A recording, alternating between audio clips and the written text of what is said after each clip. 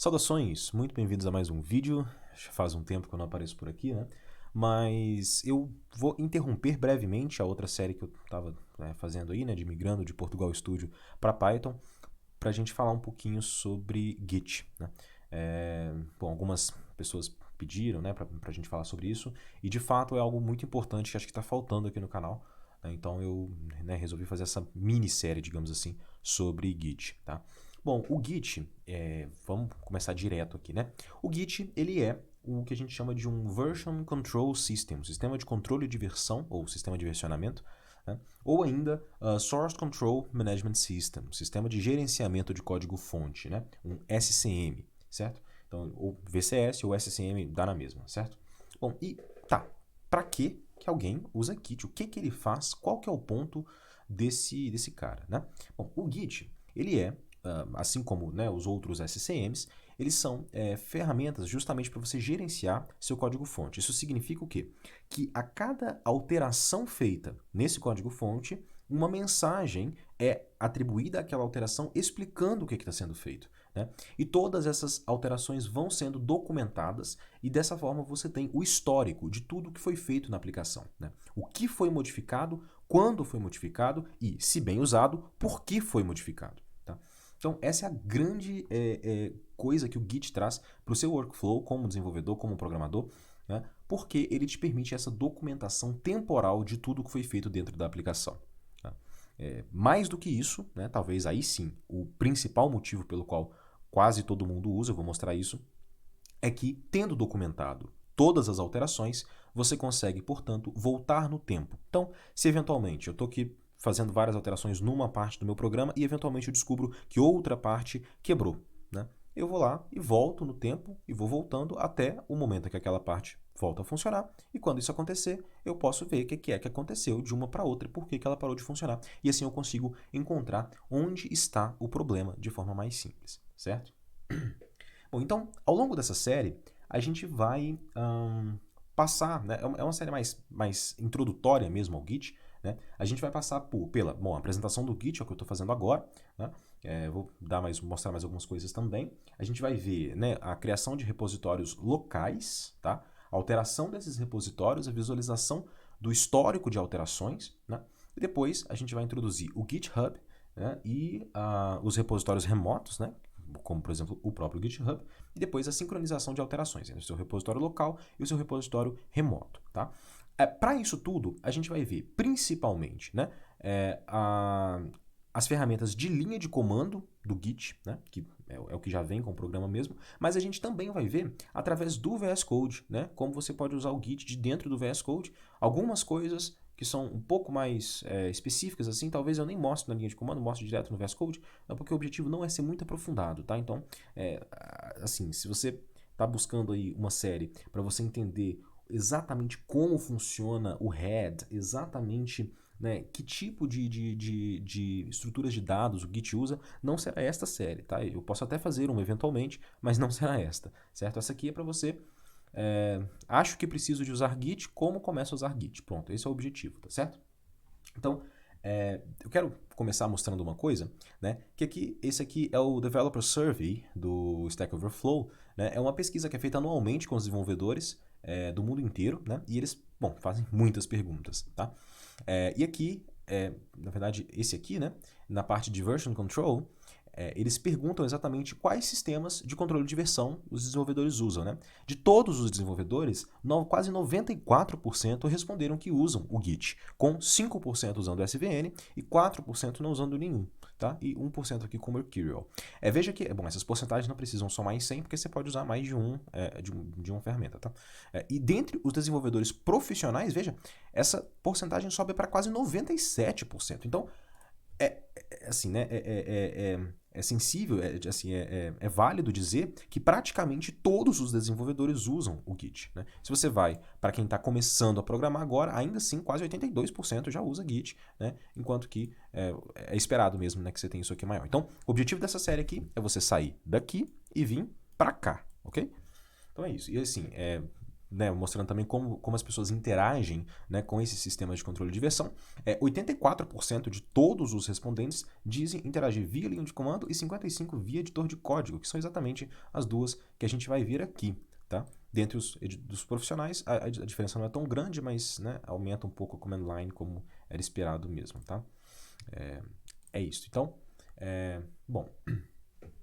Vamos então direto aqui para um pouco do histórico do Git, né, para a gente entender por que o Git é tão usado assim, se existem outros, se existem, né, eu já expliquei o objetivo de usar um SCM, mas por que o Git, né? Bom, o desenvolvimento do Git, ele data de 2005, né?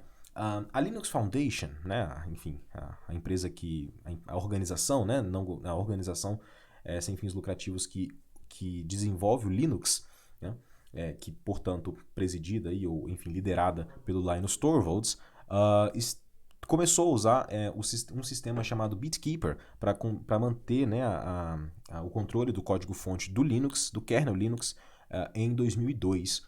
Em 2005, o mantenedor desse BitKeeper falou, né, que, enfim, as pessoas tinham feito engenharia reversa do software dele e que, né, teriam lançado concorrentes, no caso o Mercurial, né?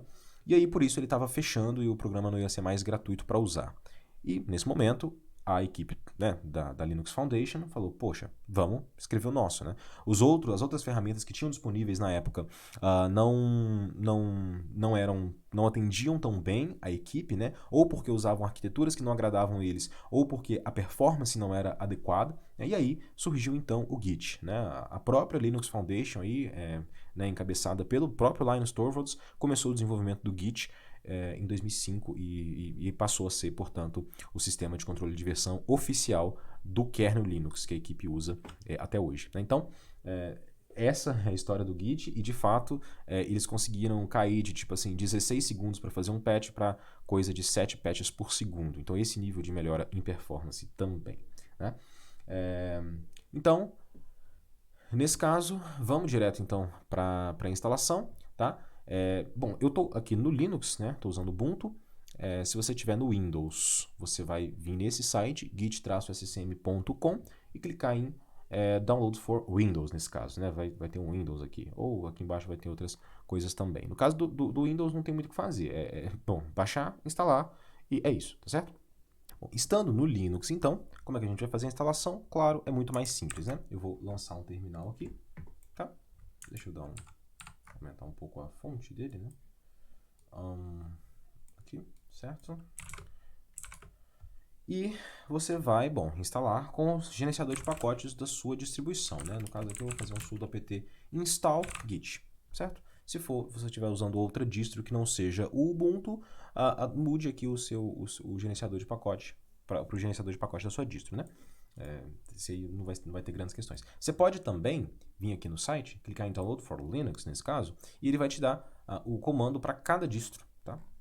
Só tome cuidado que aqui ele não diz isso, né? Mas é uma convenção que quando o comando aparece com uma tralha, um hash na frente, né, um jogo da velha, ele é para ser rodado com sudo, ele é para ser rodado pelo superusuário, né? Então, normalmente, como usuário normal, você faz isso usando sudo. Então, você vai fazer sudo apt install git, se você estiver no Ubuntu, sudo yum install git ou dnf, etc. Tá? E por aí vai.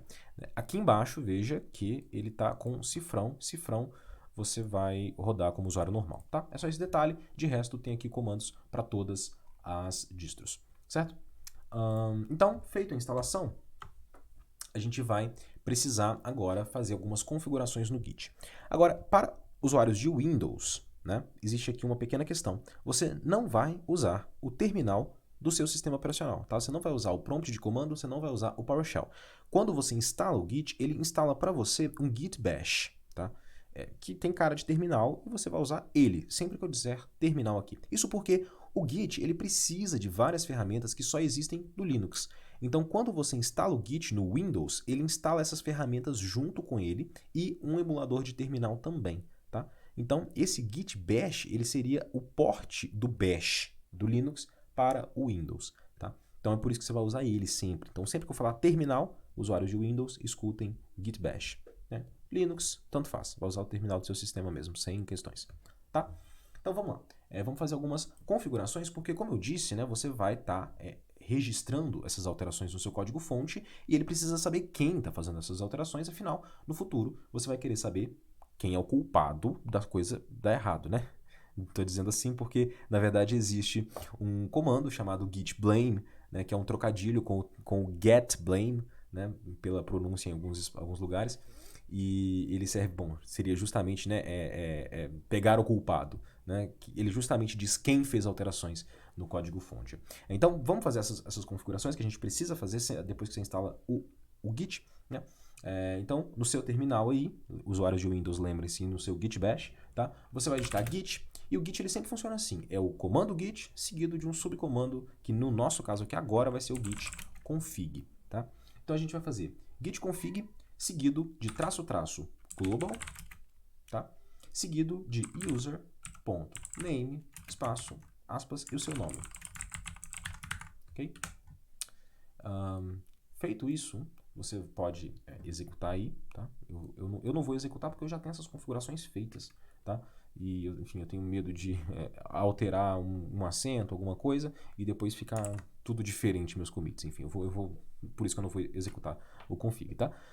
Então, aí o próximo comando agora que a gente vai fazer aqui, né? Vai ser o git config global também user.email, tá? Se você já tiver uma conta no GitHub, opte por usar o mesmo e-mail da sua conta do GitHub. Se você não tiver, use um e-mail que você possa criar conta no GitHub com ele depois, que isso vai facilitar algumas coisas, tá? Eu vou colocar o e-mail, esse e-mail, tá? Então você coloca isso aí, certo? E depois disso, você vai então fazer a última configuração aqui, que é init.defaultBranch. Okay? E nela você vai passar main, certo? Depois eu explico em detalhes o que é essa última configuração aqui, ok? Mas é basicamente que no momento que você cria um repositório novo, a branch principal dela tem um nome, né? E por padrão no Git ela é a master, né? Mas há um movimento internacional aí de mudar o nome de master para main, né? Por várias questões, né? Porque a ideia de mestre, né, tem significados nem sempre agradáveis. Então, opta-se, né, por usar sempre o main. E o GitHub já usa main por padrão. Então, se você não trocar isso aqui por padrão, você vai ficar diferente do GitHub e depois você vai ter problemas para fazer para fazer a sincronização. Então, já faz essa configuração aí agora, tá? Então, feitas essas 3 configurações aqui no Git, a gente está pronto já para sair usando o Git, ok? Bom, então, feito isso, eu vou agora abrir aqui um código, né, só para a gente não sair desse vídeo sem fazer nada, né? Então, eu fiz aqui um programa, tá? Um programa absurdamente simples, né? Eu vou rodar ele para você aqui, o counter.py, né?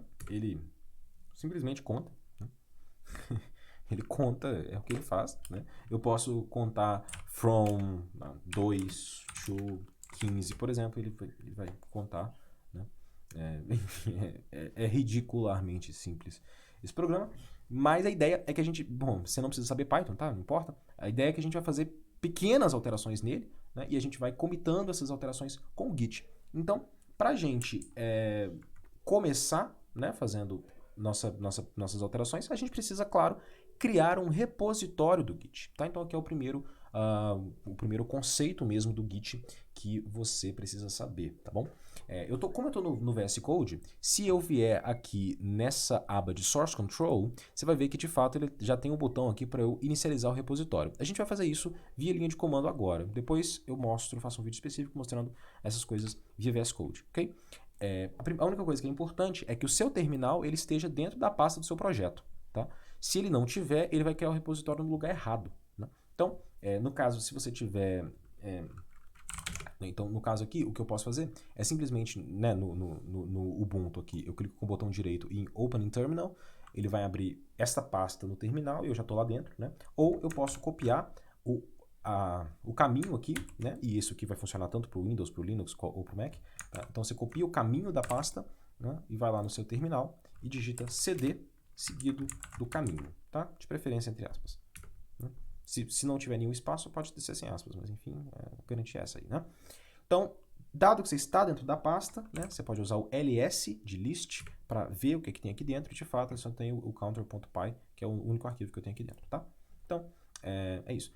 Mesmo que no Windows, no prompt, né, você usaria dir para listar o que tem no diretório, como você está usando o git bash, ele vai funcionar o ls também, tá? Então, pode usar ls tranquilo.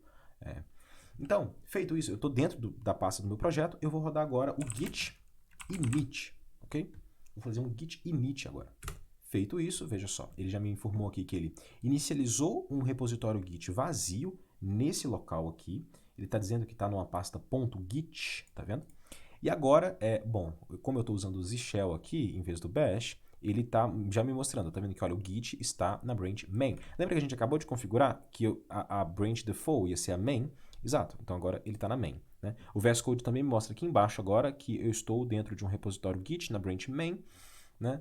E aqui no source control ele já está me dizendo que existe um arquivo que foi criado, tá? Esse U significa que ele está untracked, ou seja, que ele não está sendo controlado, né? Ele não está sendo monitorado pelo Git, porque de fato eu acabei de criar ele. Bom, para o Git eu acabei de criar ele e o Git não sabe o que é isso ainda, né? A gente não vai mexer com isso agora, a gente vai fazer isso no próximo vídeo, tá? Mas eu queria, né, agora que a gente tem um repositório Git, você está vendo que as coisas começaram a funcionar aqui dentro do VS Code, né? Eu tenho mudanças sendo mostradas aqui e tudo mais. Eu queria mostrar um pouquinho de como é o repositório do Git de fato, tá? Então eu vou vir aqui dentro dessa pasta, né?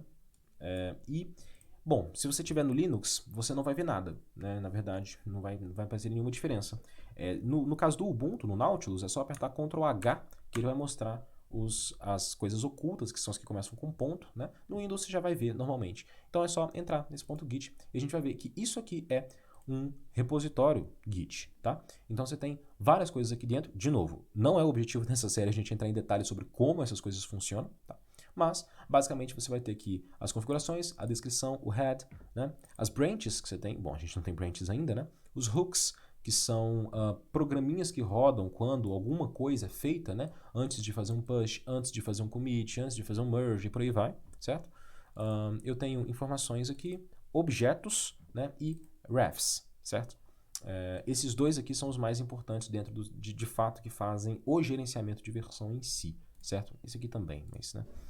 E é isso. Então, isso é um repositório Git, é uma pasta contendo um tanto de arquivo, certo? E eu vou apertar Ctrl H de novo para sumir com ela. E agora, no próximo vídeo, a gente entra em detalhes sobre como fazer o Git saber que esse arquivo existe e começar a monitorar as alterações nele, né? Ele vai deixar de ser untracked e passar a fazer parte do repositório, tá? Só a última coisa aqui para você saber que existe, né? Você pode vir aqui e dar um git status, tá? E o git status, ele vai te dizer qual o status do seu repositório, tá? Então, faço isso, veja, ele está dizendo, bom, eu estou na branch main, né? Não teve nenhum commit até agora, tá? Esses arquivos aqui, olha, eles não estão sendo monitorados, né? Que é o counter.py, que é esse cara aqui mesmo, veja que tem que ser igual, né? E não tem nada adicionado ao commit, mas existem arquivos que não estão sendo monitorados. Ele já está dizendo para usar o git add para monitorar eles. É exatamente isso que a gente vai fazer no próximo vídeo. Até mais.